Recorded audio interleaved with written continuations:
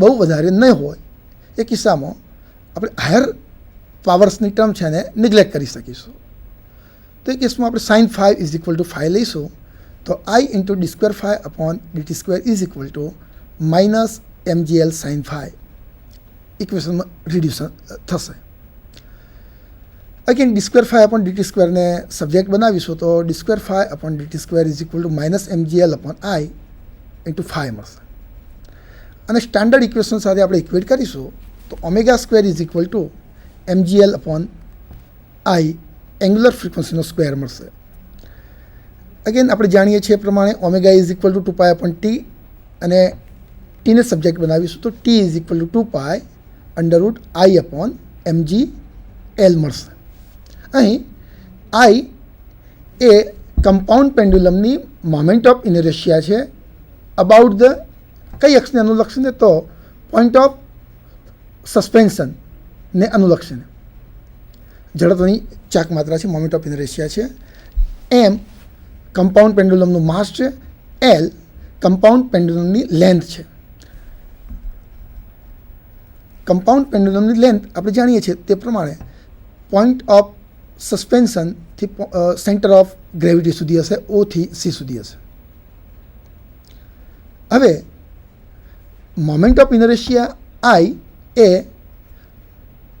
About the point of oscillation આપણે મેળવવી છે, તો સમાંતર અક્ષના પ્રમેયનો ઉપયોગ કરીશું. O અને C વચ્ચેનું ડિસ્ટન્સ L છે, તેથી સમાંતર અક્ષના પ્રમેયનો ઉપયોગ કરતા I is equal to I0 plus ml square મળશે.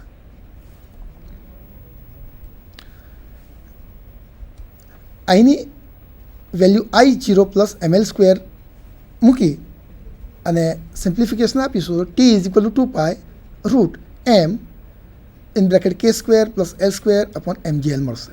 અહીં I0 એ સેન્ટર ઓફ ગ્રેવિટીને અરાઉન્ડ મોમેન્ટ ઓફ ઇનર્શિયા છે, એને mk સ્ક્વેર તરીકે ઓળખીશું. એમને કેન્સલ આઉટ કરી અને સિમ્પ્લિફિકેશન આપીશું, તો કમ્પાઉન્ડ પેન્ડ્યુલમ માટે ટાઈમ પીરિયડનું equation T is equal to 2 pi root K square upon L plus L upon G મળશે. હવે મિત્રો પ્રેક્ટિકલી આપણે આ ઇક્વેશનનો યુઝ કરી કમ્પાઉન્ડ પેન્ડ્યુલમ માટે અને જીની વેલ્યુ પૃથ્વી પરના કોઈ પણ સ્થળે શોધી શકીએ છીએ. હવે સિમ્પલ પેન્ડ્યુલમ માટેના ટાઈમ પીરિયડના ઇક્વેશન અને કમ્પાઉન્ડ પેન્ડ્યુલમ માટેના ટાઈમ પીરિયડના ઇક્વેશનમાં આપ જોઈ શકો છો તે પ્રમાણે ડિફરન્ટ છે. એક additional term K square upon L આપણને મળે છે. હવે એલ આપણે જાણીએ છીએ, એલ સેન્ટર ઓફ સસ્પેન્શનથી સેન્ટર ઓફ ગ્રેવિટી વચ્ચેનું ડિસ્ટન્સ છે. હવે કે સ્ક્વેર અપોન એલ ટર્મ છે એને આપણે ફિગરમાં અહીંયા સમજી શકીએ. સી અને કે વચ્ચેના અંતરને આપણે કે સ્ક્વેર અપોન એલ તરીકે ઓળખીશું. હવે કે છે કે જે સેન્ટર ઓફ ગ્રેવિટીથી કે સ્ક્વેર અપોન એલ અંતરે આવેલું બિંદુ છે એને આપણે પોઈન્ટ ઓફ ઓસિલેશન તરીકે ઓળખીશું. હવે એકચ્યુઅલી કમ્પાઉન્ડ પેન્ડ્યુલમની લેન્થ એ O અને C વચ્ચેનું અંતર સ્મોલ એલ થશે, જ્યારે equivalent length to the simple pendulum compound પેન્ડ્યુલમની સિમ્પલ પેન્ડ્યુલમની ઇક્વિવેલન્ટ લેન્થ એ O થી K વચ્ચેનું અંતર થશે. O to C L, C to K square upon L square. તે રીતે આપણે અહીંયા જોઈએ તો K square upon L plus એલને આપણે સિમ્પલ પેન્ડ્યુલમની ઇક્વિવેલન્ટ લેન્થ તરીકે ઓળખી શકીએ, અને એની જગ્યાએ સપોઝ આપણે કેપિટલ એલ મૂકીએ તો T is equal to 2 pi under root L by G, capital L by G. Equation just simple પેન્ડ્યુલમનું ઇક્વેશન હતું એના જેવું જ મળે છે. હવે કમ્પાઉન્ડ પેન્ડ્યુલમને આપણે બે ડિવાઇસીસમાં કમ્પાઉન્ડ પેન્ડ્યુલમ માટેના આપણે બે ડિવાઇસીસને એક્સપેરિમેન્ટમાં યુઝ કરીએ છીએ, એક્સપેરિમેન્ટના સિલેબસમાં હોય છે. બાર પેન્ડ્યુલમ અને કેટર પેન્ડ્યુલમને વિગતવાર સમજવાનો પ્રયત્ન કરીશું. હવે સિમ્પલ પેન્ડ્યુલમથી ઉપર કમ્પાઉન્ડ પેન્ડ્યુલમના કેટલીક સુપિરિયોરિટી છે. આપણે સિમ્પલ પેન્ડ્યુલમના ડ્રોબેક્સ જોયા, એમાંના મોટાભાગના ડ્રોબેક્સ કમ્પાઉન્ડ પેન્ડ્યુલમમાં નીકળી જાય છે. નંબર 1, અહીંયા વજનરહિત દોરીની જરૂરિયાત રહેતી નથી. નંબર 2, દોલનપથના અંતિમ છેડે સિમ્પલ પેન્ડ્યુલમમાં જે રીતે ગોળા અને દોરી વચ્ચે, બોબ અને સ્ટ્રિંગ વચ્ચે રિલેટિવ મોશન મળતી હતી એ મળતી નથી. ત્રીજું, અહીં કમ્પાઉન્ડ પેન્ડ્યુલમમાં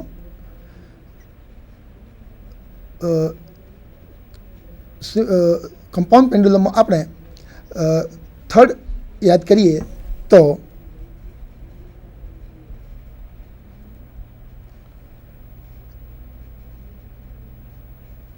અહીં કમ્પાઉન્ડ પેન્ડ્યુલમમાં મોશન એપ્રોક્સિમેટ અથવા મેજર લિનિયર જ રહે છે, એટલે એ ડ્રોબેક પણ ત્યાંથી નીકળી જાય છે.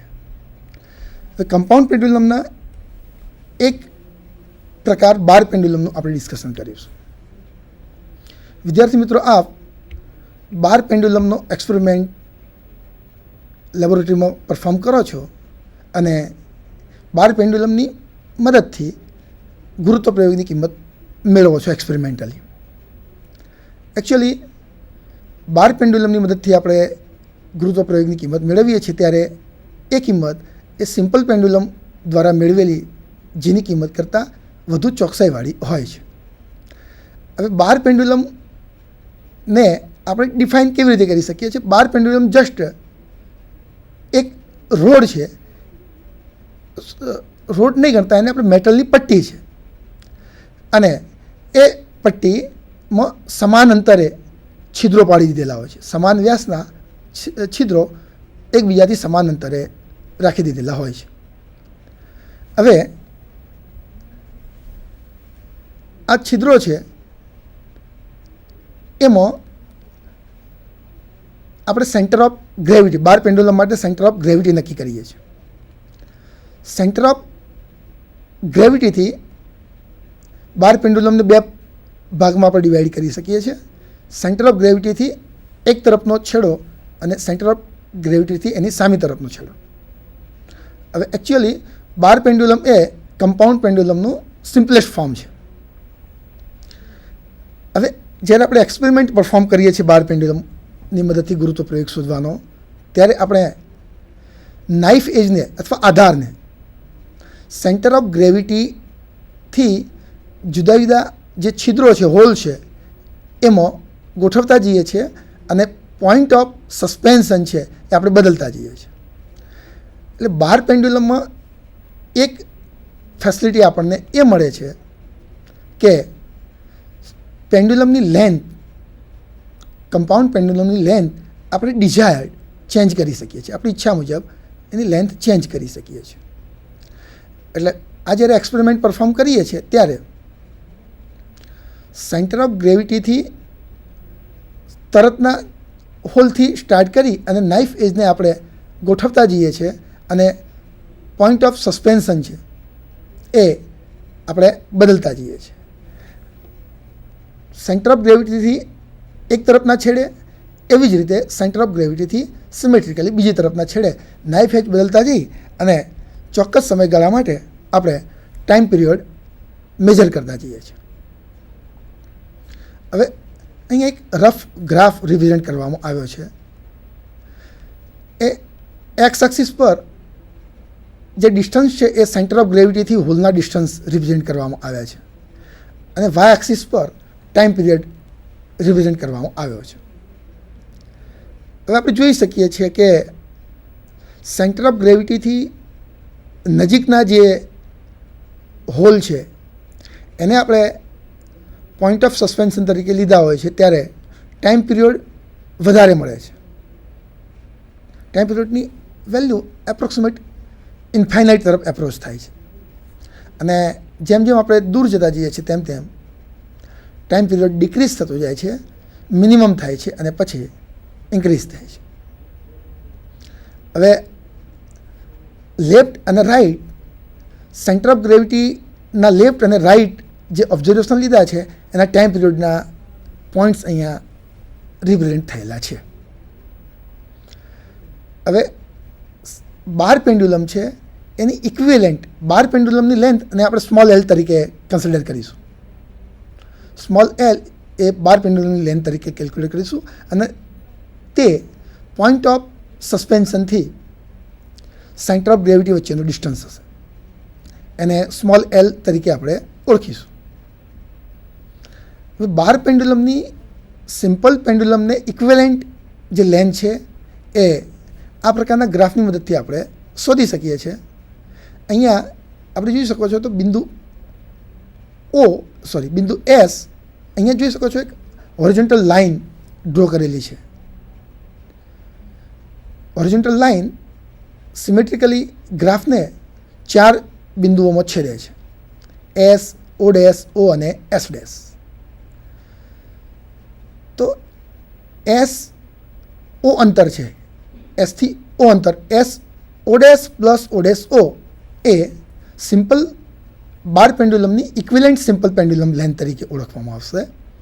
એસ ઓ ડેશ છે એને સ્મોલ એલ તરીકે આપણે કન્સિડર કરીશું અને ઓ ડેશ ઓ છે એને કે સ્ક્વેર અપોન એલ કન્સિડર કરીશું.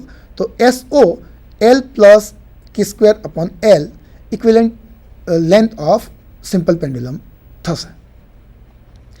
તો ગ્રાફ ડ્રો કરી આપણે એસ ઓ ડિસ્ટન્સ અથવા S dash O dash distance પરથી ઇક્વિવેલન્ટ લેન્થ ફાઇન્ડ કરી અને T is equal to 2 pi root capital L upon G ઇક્વેશનમાં એ વેલ્યુ પુટઅપ કરવાથી આપણને જીની વેલ્યુ મળી શકે છે. બીજી વસ્તુ મિત્રો, અહીંયા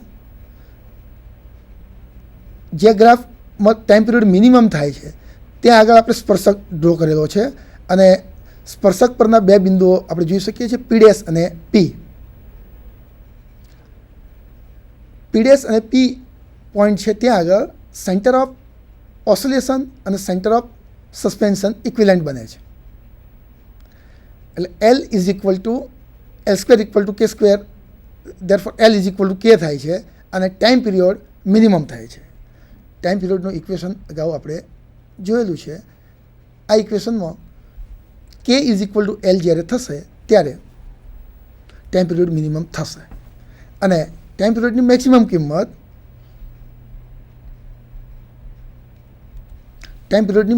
કિંમત સેન્ટર ઓફ ગ્રેવિટીની નજીકના બિંદુઓ માટે, છિદ્રો માટે થશે, જે એલ ઇઝ ઇક્વલ ટુ 0 હશે. ત્યાં આગળ ટાઈમ પીરિયડ બાર પેન્ડ્યુલમનો છે એ મિનિમમ થશે. મિત્રો, બીજા ઇક્વેશનની મદદથી પણ આપણે જી સહેલાઈથી શોધી શકીશું. ટેકનિશિયન રુથરફોર્ડ અને ફર્ગ્યુસન એના દ્વારા આ ટેકનિક શોધાઈ હતી. બીજા નંબરનું ઇક્વેશન છે એને સિમ્પ્લિફાઈડ કરી ટી સ્ક્વેર એલ વર્સિસ, આ ઇક્વેશન સિમ્પ્લિફાઈડ કરીશું તો T square L versus L સ્ક્વેરનો એક લિનિયર રિલેશન મળશે, રેખીય સંબંધ મળશે. ટી સ્ક્વેર એલ અને એલ વચ્ચેનો એક રેખીય સંબંધ મળશે. એ રેખીય સંબંધનો ઉપયોગ કરી T square L versus L સ્ક્વેરનો ગ્રાફ ડ્રો કરીએ. વાય એક્સિસ પર એલ સ્ક્વેર અને એક્સ એક્સિસ પર ટી સ્ક્વેર એલ લઈશું તો એ સ્ટ્રેટ લાઇન મળશે અને એ વાય એક્સિસ પર ઇન્ટરસેક્ટ થશે. વાય એક્સિસ પર એ લાઇન જે ઇન્ટરસેક્ટ થાય છે ત્યાં આગળ તેની મદદથી આપણને કેની વેલ્યુ મળી શકશે સહેલાઈથી અને ગ્રાફનો જે સ્લોપ હશે એ સ્લોપ પરથી આપણને જીની વેલ્યુ, ગ્રેવિટેશનલ એક્સલેશનની વેલ્યુ મળશે. આ રીતે બાર પેન્ડ્યુલમનો ઉપયોગ કરી અને સિમ્પલ પેન્ડ્યુલમ કરતાં પણ સરળતાથી આપણે અને ચોકસાઈથી જીની વેલ્યુ ફાઇન્ડ કરી શકીએ છીએ. કમ્પાઉન્ડ પેન્ડ્યુલમમાં એક બીજું ઇલ્યુસ્ટ્રેશન છે Kater's pendulum. Basically third year બીએસસીના સ્ટુડન્ટ્સને એક્સપેરિમેન્ટમાં આ કેટર પેન્ડ્યુલમ્સનો ઉપયોગ આવે છે. કેટર પેન્ડ્યુલમ પણ કમ્પાઉન્ડ પેન્ડ્યુલમનો જ એક પાર્ટ છે. હવે કેટર પેન્ડ્યુલમમાં એની રચના આપણે જોઈ શકીએ છીએ તો સિમ્પલ એક બાર છે, એક મેટલ રોડ છે, બ્રાસ અથવા સ્ટીલનો બનેલો, અને એના પર સિમેટ્રિકલી બે નાઇફ એજ છરીધારો ગોઠવવામાં આવી છે. એ છરીધારો ઉપરાંત હલકા વજન અને ભારે વજનના બે સિલિન્ડર, એકચ્યુઅલી આકૃતિમાં આપણે જોઈ શકો છો 4 સિલિન્ડર છે, પરંતુ 2 સિલિન્ડરથી પણ કામ આપણે કેટર પેન્ડ્યુલમને પાસેથી લઈ શકીએ છીએ. તો એકચ્યુઅલી કેટર પેન્ડ્યુલમ એ મેટલ બાર છે જે બ્રાસ અથવા સ્ટીલનો બનેલો હોય છે, અને તેના પર સિમેટ્રિકલી નાઇફ એજીસ ગોઠવવામાં આવેલી છે, અને સેન્ટર ઓફ ગ્રેવિટીને ડિઝાયર્ડ પોઝિશન પર ગોઠવી શકાય તે માટે લાઇટર બોબ સિલિન્ડર અને હેવિયર સિલિન્ડરનો ઉપયોગ કરવામાં આવ્યો છે. હવે અહીંયા કેટર પેન્ડ્યુલમને ડિફાઇન કરવામાં આવી છે. કેટર પેન્ડ્યુલમની બે છરીધારો K1 અને K2 છે, એને આપણે ઉલટાવી શકીએ છીએ. K1 ધારને પણ આપણે પોઈન્ટ ઓફ સસ્પેન્શન તરીકે ઉપયોગ કરી શકીએ છીએ, K2 ને પણ પોઈન્ટ ઓફ સસ્પેન્શન તરીકે ઉપયોગ કરી શકીએ છીએ. સિલિન્ડ્રિકલ વેઇટ છે સ્મોલ w અને કેપિટલ W અને સ્લાઇડ કરી અને આપણે એ રીતે ગોઠવી શકીએ છીએ કે સેન્ટર ઓફ ગ્રેવિટી છે તે બંને છરીદારોની વચ્ચે અથવા બંને સિલિન્ડરની વચ્ચેના રિજિયનમાં મળે, એક છરીદારની નજીક અને બીજી છરીદારથી દૂર. હવે કમ્પાઉન્ડ પેન્ડ્યુલમના ટાઈમ પિરિયડના ઇક્વેશનનો યુઝ કરી અને આપણે સિમ્પલ કેટર પેન્ડ્યુલમ માટે